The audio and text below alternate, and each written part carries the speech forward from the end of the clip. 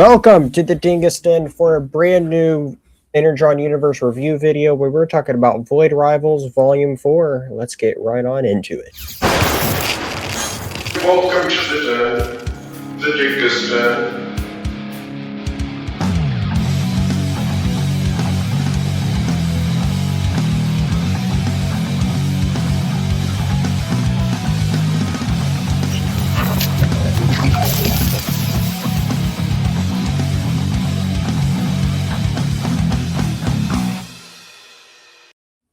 All right, we're back for more Energon Universe.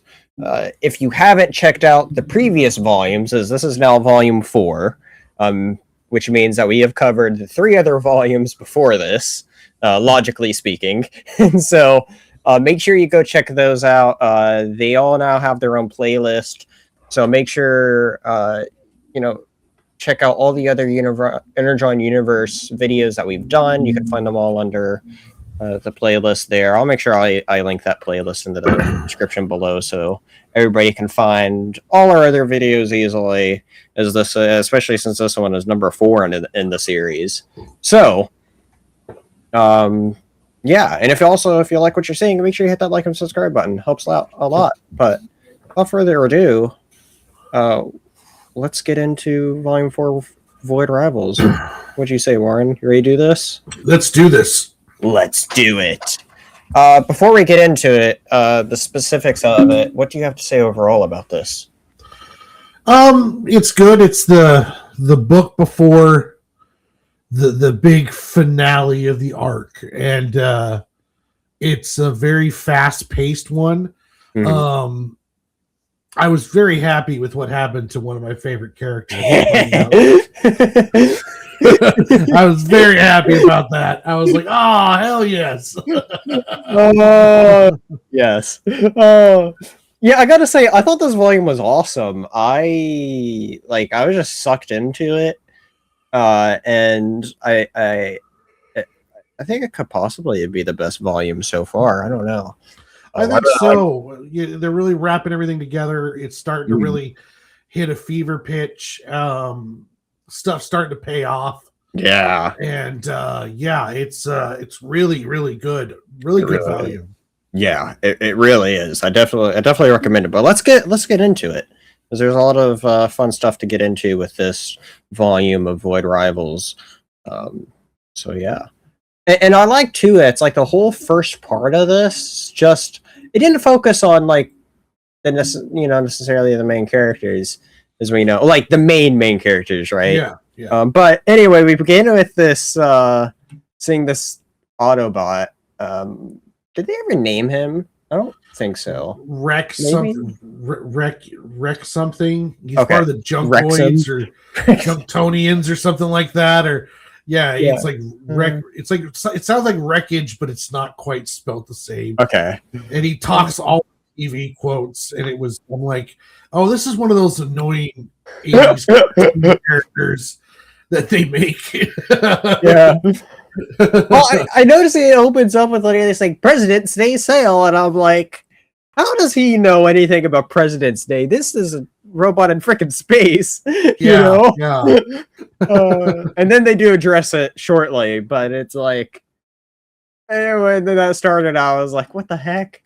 And then we also see like Skuxoids regrows into 2 of them, as we see here. Pretty crazy. It's one of the most interesting side plots of the series. Like, it really is. I really, really liked this idea. What is kind of funny though is that he regrows his clothes too, which is I mean, I understand you really can't do that for censorship reasons. Like, you just can't have Skuxoid's wang hanging out. But at the same time, though, I just thought it was funny. It's like he's growing back his clothes too. Like, I didn't even think about that till you. But yeah, it's really funny. So here you're saying it, Rekgar. That's what he's called. Yeah, Rekgar. And it's funny because he's like, oh yeah, I just happened to detect a signal from some planet called Earth, and great stuff they have. But it's funny because we get 2 Skuxoids now. Yeah. And this is really funny because when I first saw like how they were talking here with each other and all that, I'm like, oh my gosh, Robert Kirkman's doing the twins from Invincible again. Was my first thought. Yeah, it does. I didn't even think about that. The bomber twins or whatever they were. Yeah, I didn't even think about that. But yeah, this is a lot like, it's a very interesting concept. Like every time a big enough chunk of him gets cut off, it grows another version of him. But it's like another version that's an identical copy. So it's like the memories of his wife and kids is all from the alpha skunkoid and not him. And I was just like, oh, this is freaking interesting. I like this. yeah, it's pretty funny because it's like, we taught you mentioned this point earlier, and I think it perfectly like goes into this plot line of where with this side plot line specifically in this volume, where you're like, introduce something familiar and then it turns into something crazy later, Yeah. And that really happens because like when this happened, I was like, Robert Kirkman's doing the dudes from Invincible again, and then we see where the plot line goes, and it's like, oh, never mind, he's not just doing that at all again. And so it's pretty funny, pretty great stuff there though, and I do quite love seeing these 2 Skuxoids talk. Like I love the Skuxoid focus. Like he was in like a third of the book this time. It would go. It was like, okay, here's main story.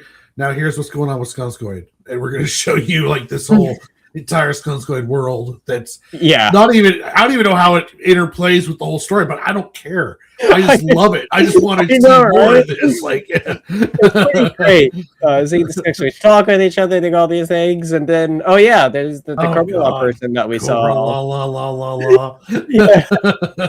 Yeah, he comes in and he's like, "What the heck? There's 2 of you now," and then he's just like, "Oh, now I'm like outnumbered," and we get this whole thing with this Cobra dude there, and then he's like, "Oh yeah, I need to figure out exactly what's going on there," and it's interesting too of seeing how there's they get then attacked here, and this was the same spy from a bit earlier, if we remember right, because we're like, who are they attached to, and we were like, oh, that's right. Yeah. Oh, so that's how it all played. Okay, I got you. Because we were like quintessence spy, and that was something else I was thinking about earlier. Is it's like we didn't think about it being a spy from somebody that we didn't see yet. Yeah, like it's a third party that's not closely interconnected, but's keeping an eye on everything. Okay, yeah. Now that makes complete sense. It does. And so anyway, we see the Skuxoids get zapped, and they then get captured as they go on their merry way here.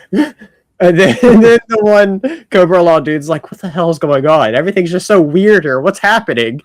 He's just there. But anyway, Skuxoids are on the ship. They go along, and they find Skuxoid Alpha here, and we see a whole army of Skuxoids. It's like, what the heck? This is the kind of crazy, weird sci-fi shit that I love. That you just this is great. And it's like, oh my god, yes. From just reading Volume 1 of Void Rivals, I would have never thought, I would have never thought that we would have an army of Skuxoids, Yeah. And I'm also curious, too, of, like, how much this idea of Skuxoids can be cut and regrown. Like, was that a thing previously established with the character or not? Like...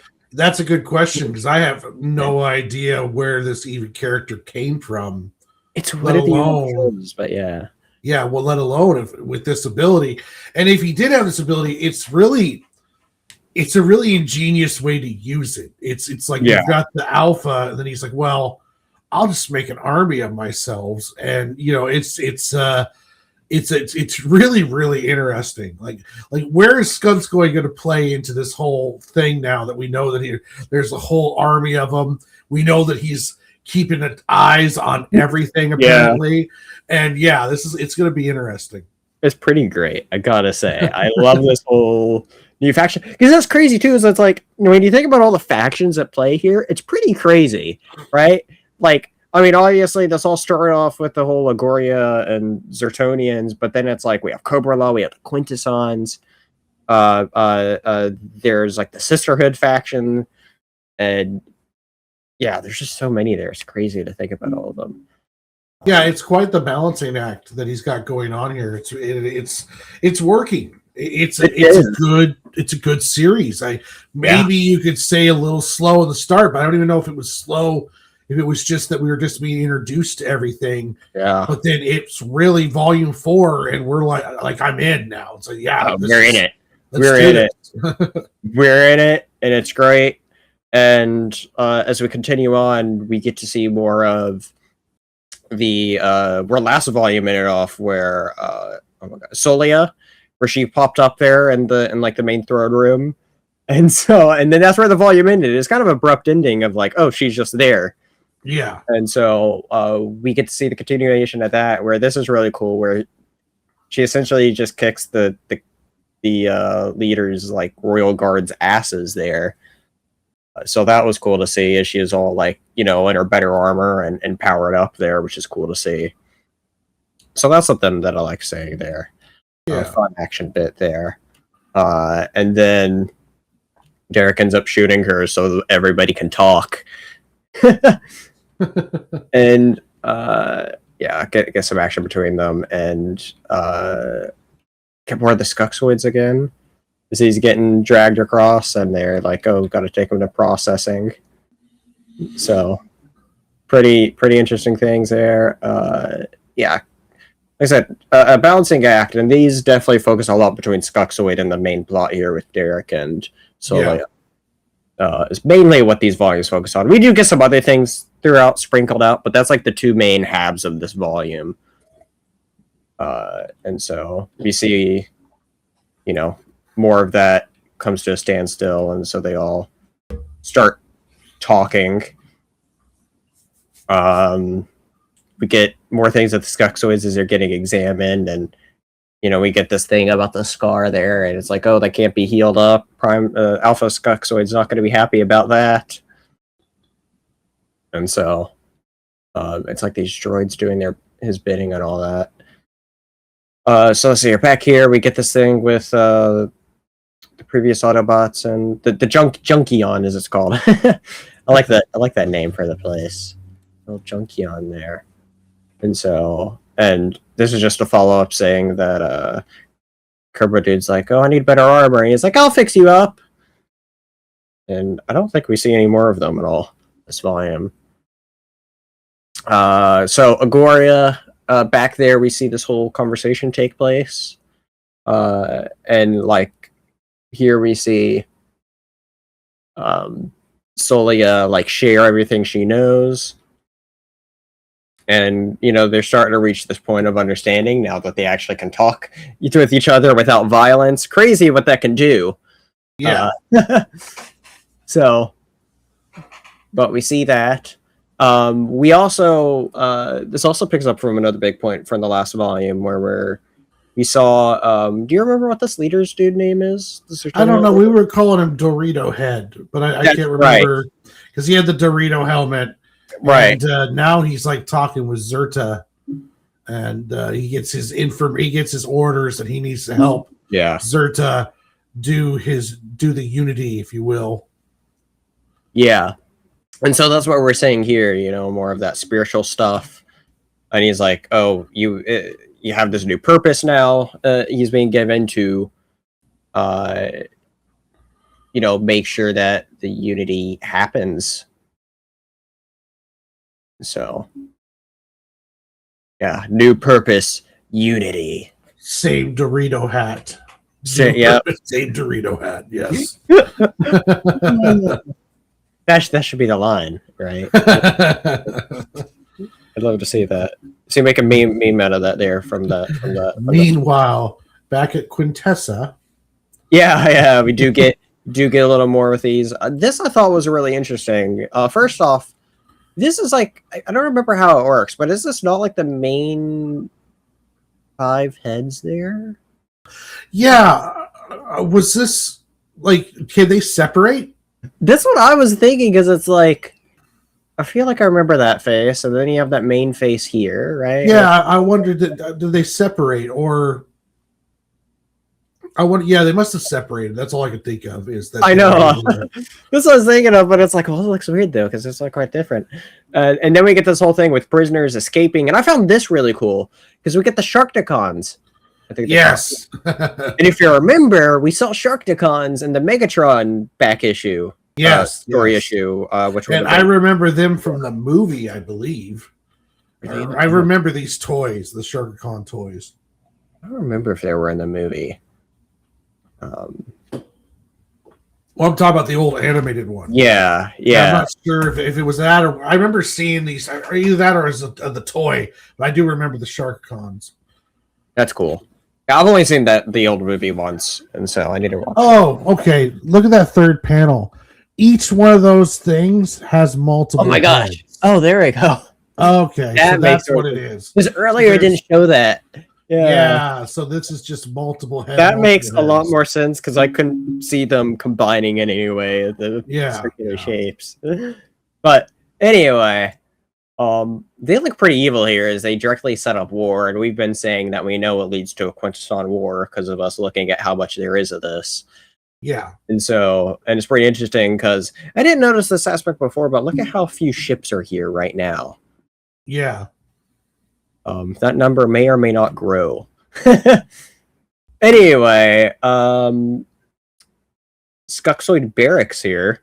Look at all the Skuxoids. They're all just chilling, and our main Skuxoid, who we know because of the scar on his face, he's just, you know, he doesn't quite fit in well, and he ends up like, you know, what's the word I'm looking for? Agitating them all, and you know, makes them all fight him, and so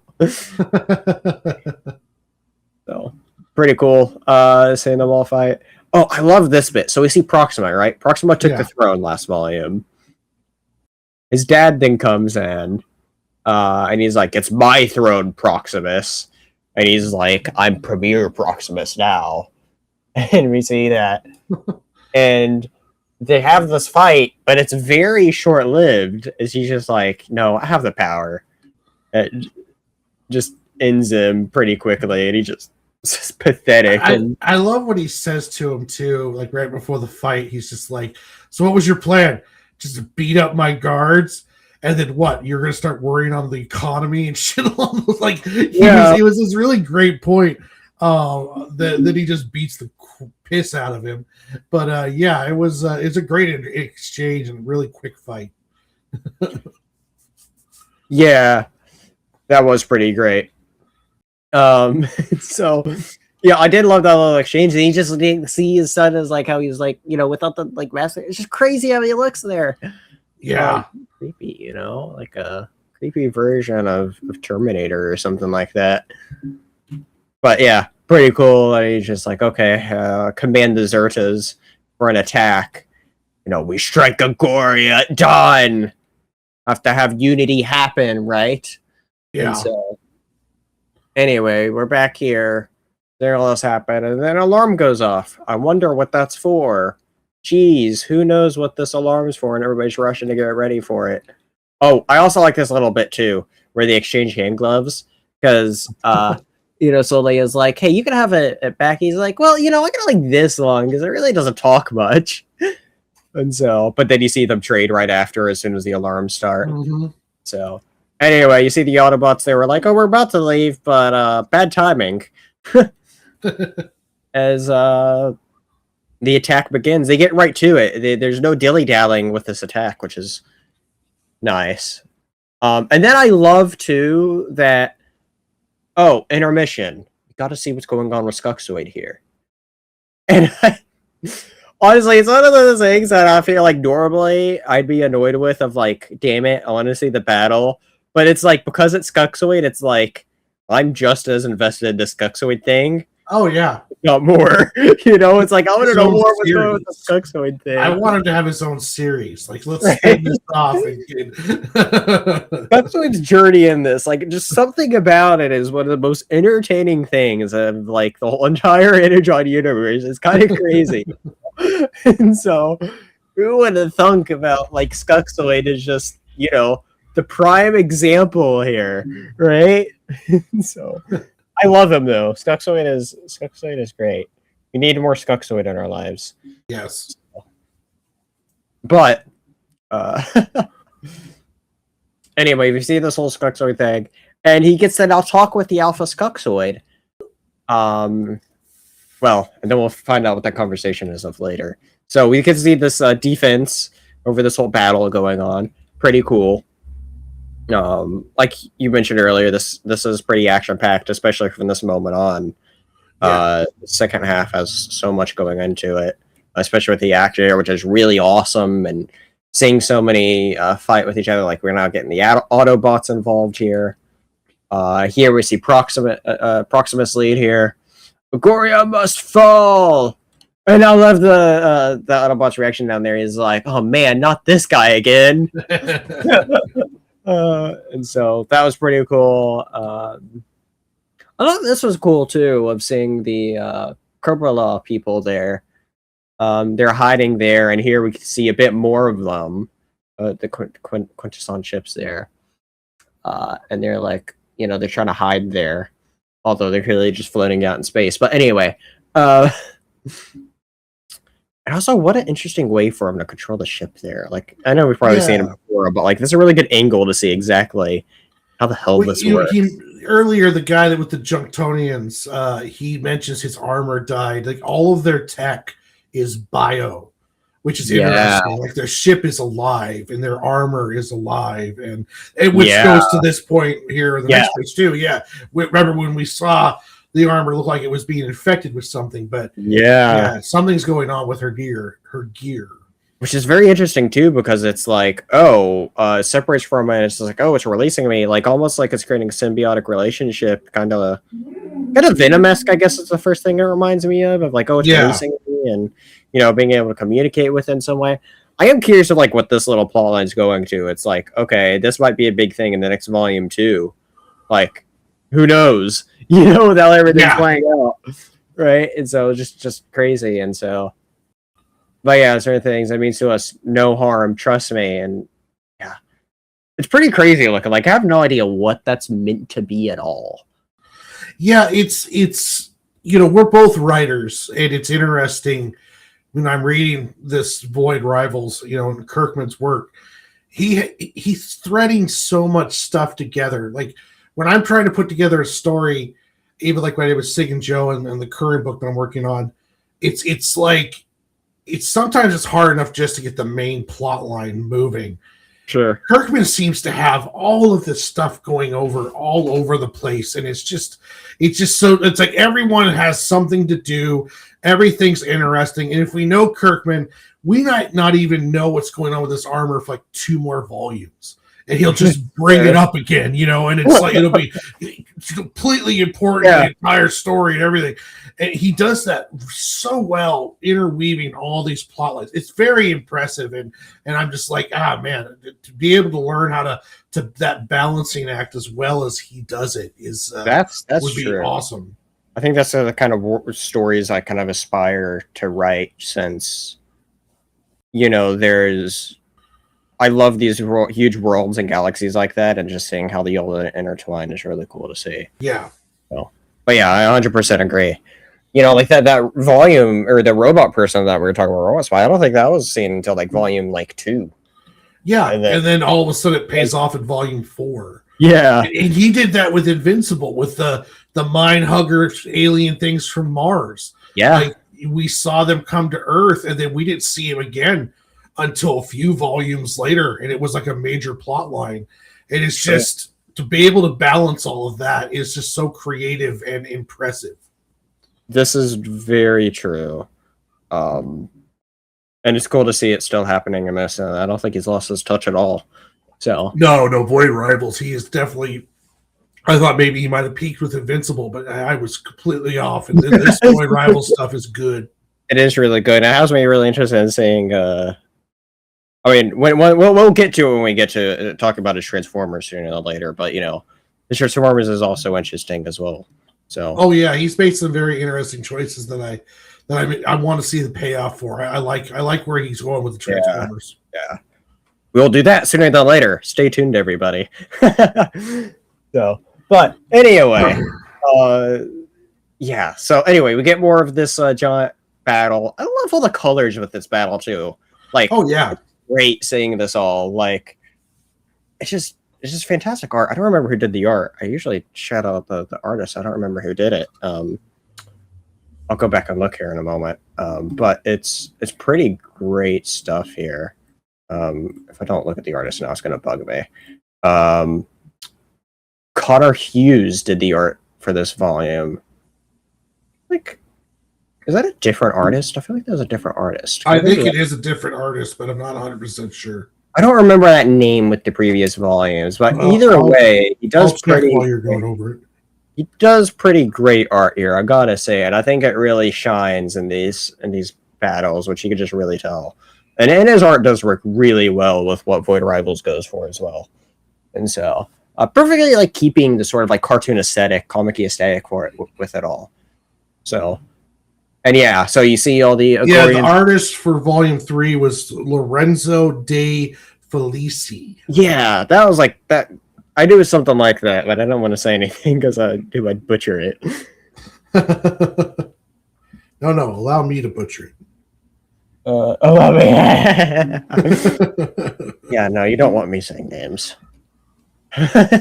So anyway, we just see big war battles happening here.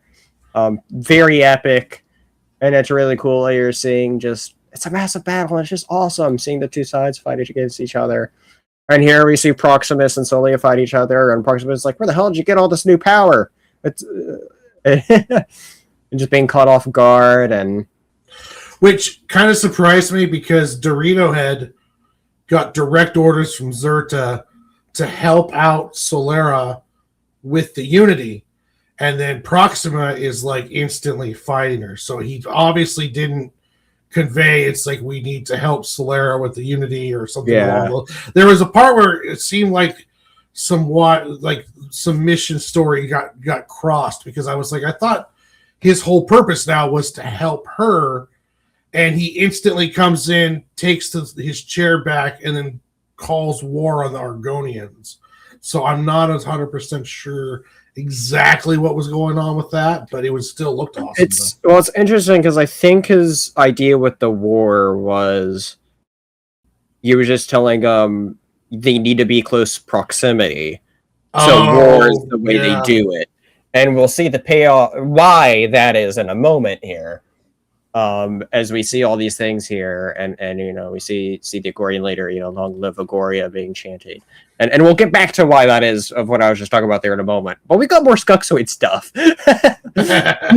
What better intermission for a war or big battle going on here than more Skuxoid? And this is really interesting because we now get a bit more backstory with Skuxoid here and with this Alpha Skuxoid. And as we learn here in these panels, Alpha Skuxoid is like, I believe you're the Skuxoid I've been looking for. Where he's like, I think you're the oldest one of me. You're my first division, meaning Alpha Skuxoid was the original. He cut himself in half, and we got this other Skuxoid. And so he was the original baby. And the reason why he has all these things about this family that he's never known about, or he's always like thought about, but has never seen or lived with or anything, is because they were originally from this Alpha Skuxoid.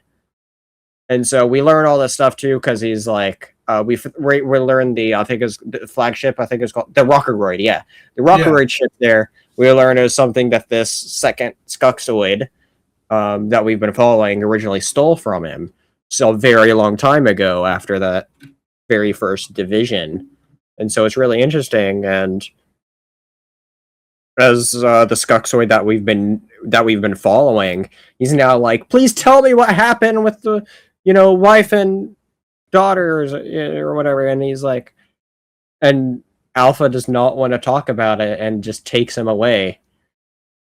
And so, anyway, back to the battle.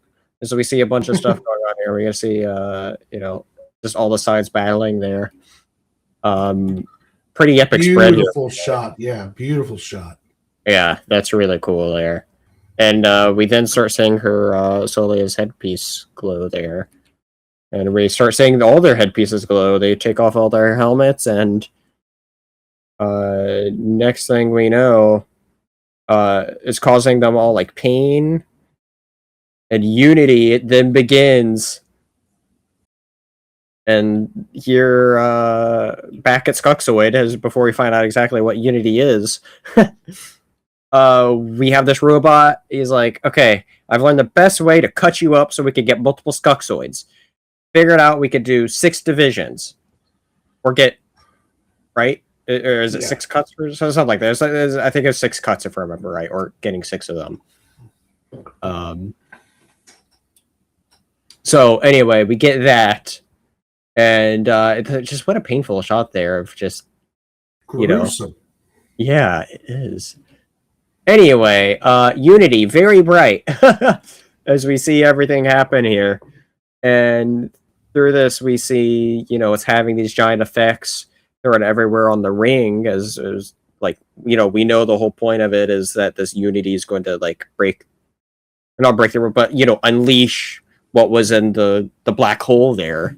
Yeah, Gaianti, something. Galactic, something like that. Yeah, and we see the hand coming out there.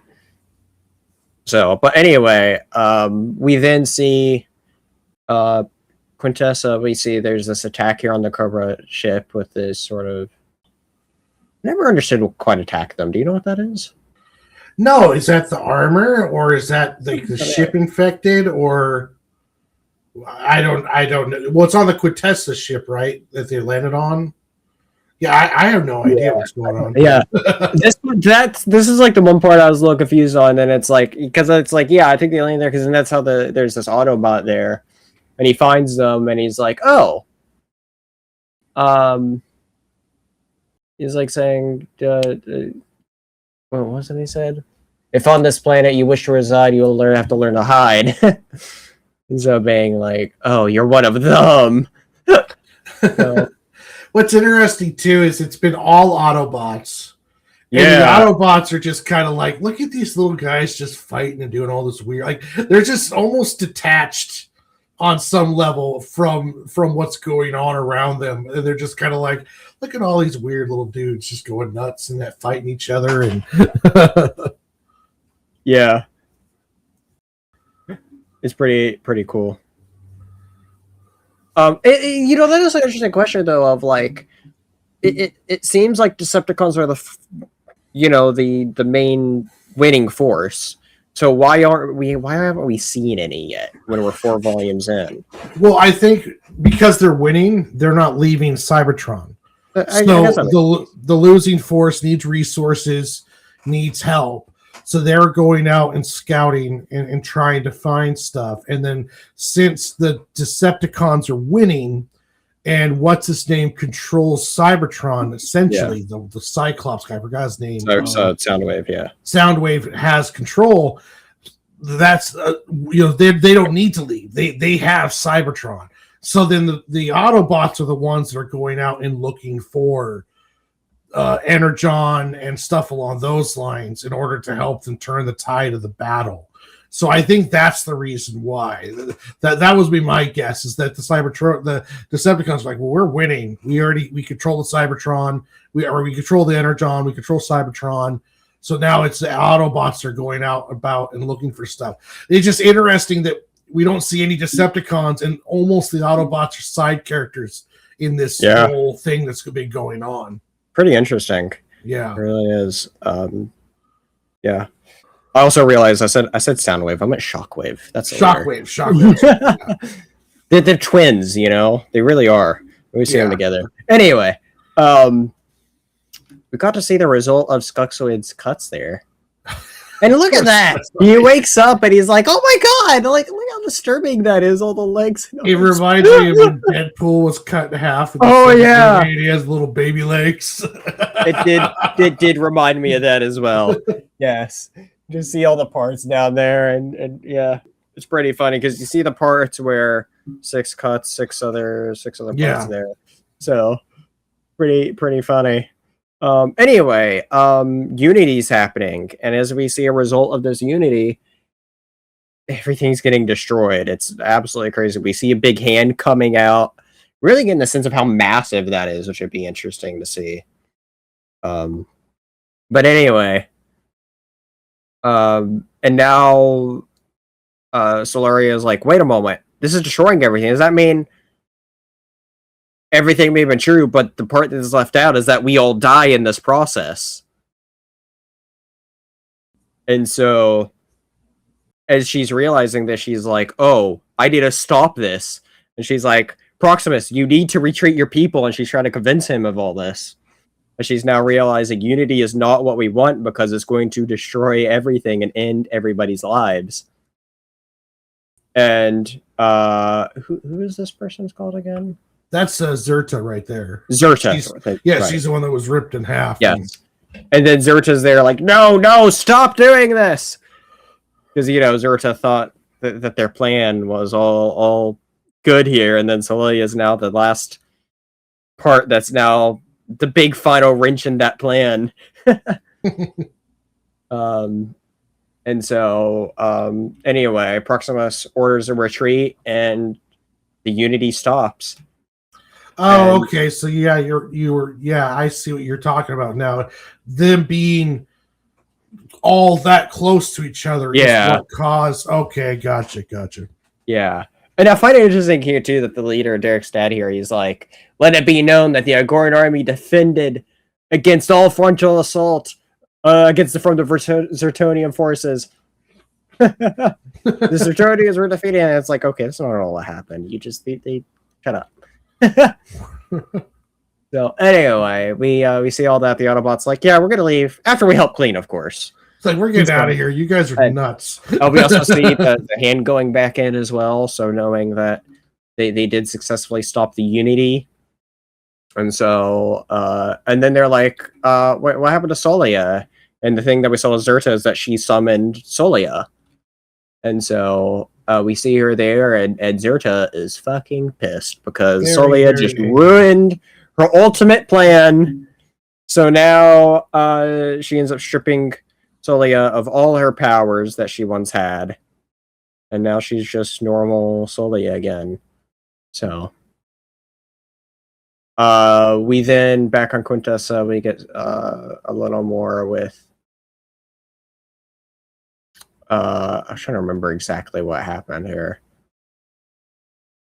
What was it? I think we're seeing the Quintessence prepare for the invasion. There, and so apparently the Quintessence don't give a shit that these Autobots and Cobra Laws are just running around doing whatever on their ship. Yeah, like, we don't have time for you guys. We're too busy. It is interesting going after our boy Giganto inside this black hole, being surrounded by the jewel head people of Zerta. Yeah, it's just like they're trying to figure out what's going on. The cleanup on Agoria is going good.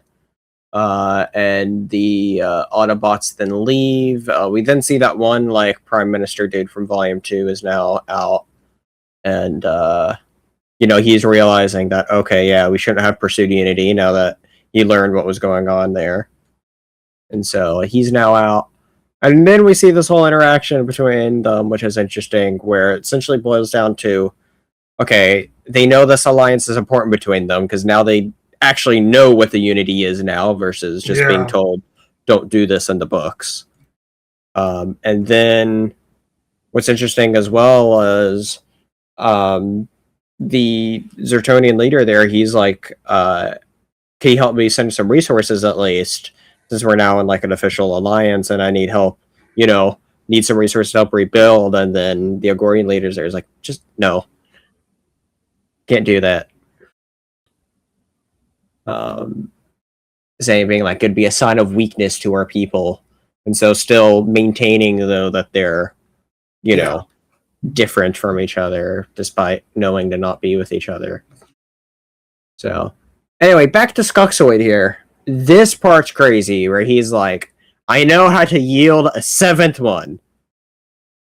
And he then ends up being able to bust out of there by, was that chumping on the saw blade, and then he's able to like weaken the system to get out, essentially. Yeah, I think so. He busts out and starts a Skuxoid revolution, Skuxoid liberators, as he's calling them. Down with Skuxoid Alpha. Hell yeah, let's go, Skuxoid, our boy. This I can't wait to read volume 5, just for the Skuxoid revolution. I know, it's funny how we're like, you know, it's like, yeah, Zertonian, yeah, that's great. What's going on with Skuxoid? Yeah, what's going on with our boy Skuxoid? I think this probably so much too of why I love this volume too. Of like, okay, don't get me wrong, all this Agoria Zertonian stuff is like great, but then the Skuxoid stuff is just equally as great, if not more. We're just so invested in this side plot. Oh yeah, it's so interesting.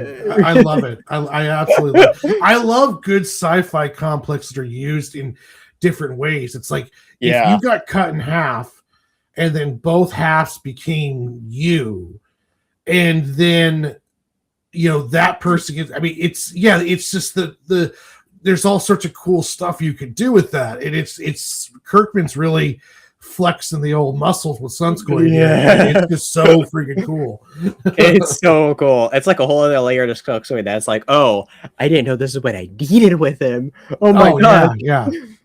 I would have never thought the Skuxoid army and the Skuxoid Alpha, not let alone we're getting Skuxoid Liberators, yet another faction to add into all these forces at play, to add onto the list. That's insane. And so anyway, we then see Prime Sisterhood lady there, I don't remember her name, being like, Celia, you're a disgrace. Witches. Yeah, the Dune Zertonia witches, whatever. Yeah, so anyway, Celia is now captured, but she still has the hand to talk to. I mean, not the other talkative hand, but another hand, being like, how can I be of assistance? So we'll see what happens. Alluding to that might be the way she can escape, as they're saying there's no way to escape, but they're probably not accounting for a talking glove. Yeah. But anyway, we then see this stuff too, where Derek's father there is like, why don't you want to lead? And he's just like, well, what is it? And Derek's like, I'm scared about all this. And this was actually a pretty good moment between the two, where he's kind of like passing on his leadership. He's just like,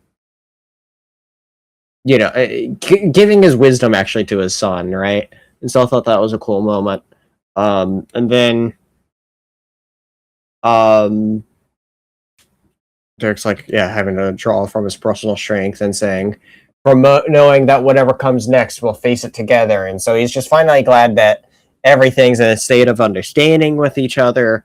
That's an interesting thing too, as we see this is the direct end of this, you know, Quintessons are coming, and we see them, you know, about to attack. But now they're all in a state of understanding again with each other, and now and nothing unifies people better than having a common enemy. So it'll be interesting to see in volume 5 where all this crazy stuff goes, you know, and we get to find out. I'm also interested to find out what's going to happen with Skuxoid Liberation Alliance and a rebellion, and it's just I had ideas, but none of them were right. So I love that when that I love that when that happens too. When I can't guess what's coming up next. Sometimes you can watch a trailer for a movie and you're like, guess the entire plot and turn out right, and it's boring. But when you have a bunch of ideas, like, okay, I think I know where this is going, and then you read the next volume, you're like, I had no idea where this was going. Yeah, definitely the case in this. I remember last time I had the idea of like, I thought the Quintessons were going to attack while they were at war with each other. Obviously, they stopped the war because of the Unity, and then it's right after, so like that wasn't quite right. But they're going in the right direction. But no, that's not what happened though. But yeah, I mean, you know, definitely made that in a good way. This was awesome though. such an awesome volume. Can't wait to read more of this Void Rivals stuff. And seeing where all of it is going. This one's volume 4, First Chosen. Been a great read, gotta say. And I mean, all these Void Rivals stuff is so good. All the Energon Universe. It goes along with all the Energon stuff. I mean, probably the if I had to pick the weakest out of all the Energon stuff, I'd probably say maybe the G.I. Joe stuff, just because of the pace that it moves at. But the Transformers and the Void Rival stuff has been amazing, and the G.I. Joe stuff has been good too. It's just it hasn't quite as moved like this and the Transformers stuff. Both the Transformers stuff and the Void Rival stuff has been top notch. Yeah, it's all been great stuff, and it's been a great time talking about all that stuff. So, oh heck yeah.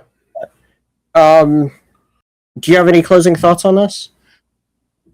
No. If you haven't read it yet, you're really missing out. If you have Global Comics app, I would say take some time and dive into this stuff. The Void Rivals, the G.I. Joe, the Transformers. The Energon Universe is honestly the best thing going right now consistently in comic books, except for maybe the Absolute. The Absolute stuff is battle each other for what's best for sure. Yeah. But I really like the Void Rival or the Energon stuff. I'm a little biased towards my Batman, in case you can't tell here, special Batman shirt there. Oh, yeah. So, gotta have your Batman. And so anyway, but no, it's all great stuff though. It really is. And it's a good time to be into comics. I mean, Energon Universe stuff is great. The Absolute Universe stuff is great. Marvel's probably the only one that's kind of fallen behind, but DC and Image are knocking it out of the park right now. Especially if you read all of the Ghost World stuff too. Geiger and yeah, all of that stuff is good too. There's some really good stuff coming out in comics right now, and if don't believe all of the negative hype on X and the talking heads, like there's some good stuff in comic books. There's some good artists right now, good writers, and of course not all of it's good, but I'll tell you right now, Energon stuff is consistently across the board good. G.I. Joe, Transformers, Void Rivals, it is all hitting on high levels of quality, art-wise, story-wise, everything. So I would highly recommend diving into the Energon Universe.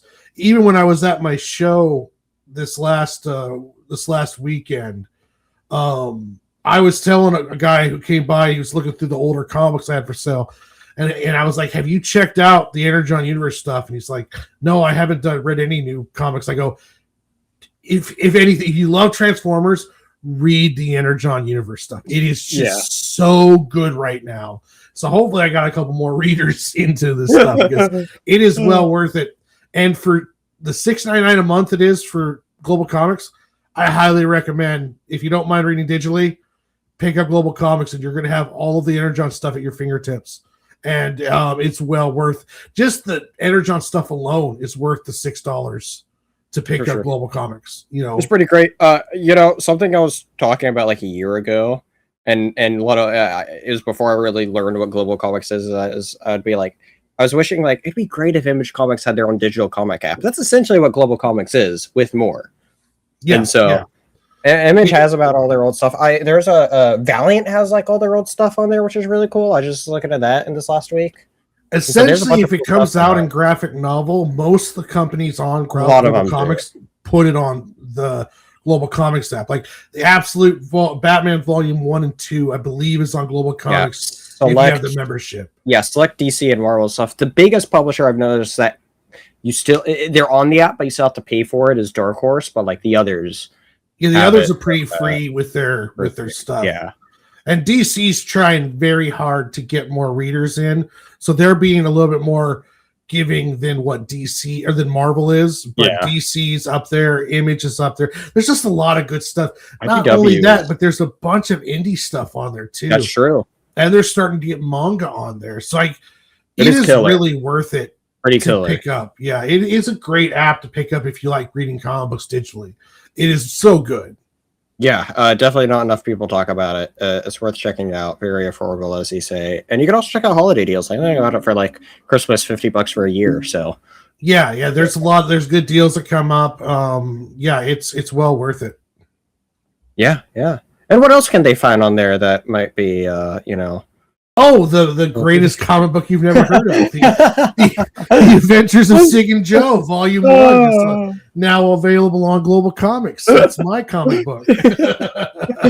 I'm sure you go check that out, as well as our chat about Sig and Joe and the Dingus questionnaire over that, which was a lot of fun.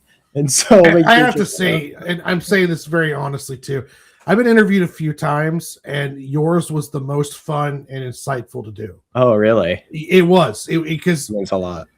There's been people that I've done interviews for where they never even read the book, and it was like, with your interview, it was like real questions. You were interested. Sure. You do a really good job being interviewing people, and I've been telling people that too. It's like, if you get a chance to get on Dingus's show, it is well worth it.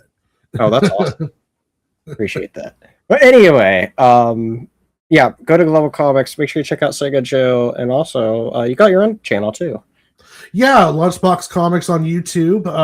I've been doing. I'm just starting my new graphic novel, How the Squirrels Saved My Town, and I've already done four pages penciled on there. And I'm not gonna do it tonight because I'm super tired. Understandable. But I will be back on tomorrow night, Friday, Saturday, and Sunday, and then on Monday I do a live draw stream called the Art Brothers Art Show that I do with Melvin Cruz. And Melvin Cruz is the writer, artist, and creator of Dead the Grim Reaper, which is also available on Global Comics. And we get together and we do essentially a theme every show Monday. And last week was Lobo. And this week will be Kaiju. So we did a almost 4-hour stream last time to get the Lobos done, and then we'll probably do another 3-hour one to get the Godzilla ones done, because we're doing 11x17, so we're doing big art on these ones, so it's going to be a lot of fun. That sounds awesome. I don't think I made it till the end of your Lobo stream. I was like, okay, I gotta go to bed, but like, it looked like awesome. You know? I felt like that. Like the last half hour, I was like, oh, good Lord, why did I pick his motorcycle? Oh, I'm so stupid. Like, and you had dog on there too. Oh yes, I did the dog. I put a moon in there. I did. Oh yeah, it was a lot of. It was a big pretty drawing. Sick, it looked awesome. I mean, it looked sick, but at the same time, though, I was like, the end of it, I was like, oh, good Lord. It's awesome stuff there, though. So make sure you go check that out. It's fun hanging out in your chats as you're just chilling and drawing and all that stuff. So fun times there, as well as a bunch of other fun stuff going on here in the Dingus Den, such as obviously there's the comic reviews here. Got Smallville reviews with Before the Cape live on Saturday nights. Also have I've been doing trailer reactions recently, like for all the like big comic book trailers this year. I've been doing reactions over, and so at the time of this recording, we just did Clayface. Me and Andrew just did Clayface, and that's been turned out really well. So go check that out. And then as well as just other fun stuff, I got some comic interviews lined up, so stay tuned for whenever those happen, as well as the Batman Long Halloween comic readings. And I'm going to try to fit in some others here and there, but, you know, a lot of stuff I have going on. It's a lot to juggle, and check it out here, and that's where you'll find it all. So without further ado, thank you everybody so much for joining. Hit that like and subscribe button. I'll see you next time here on the Dingus Den. Laters, everybody. Bye.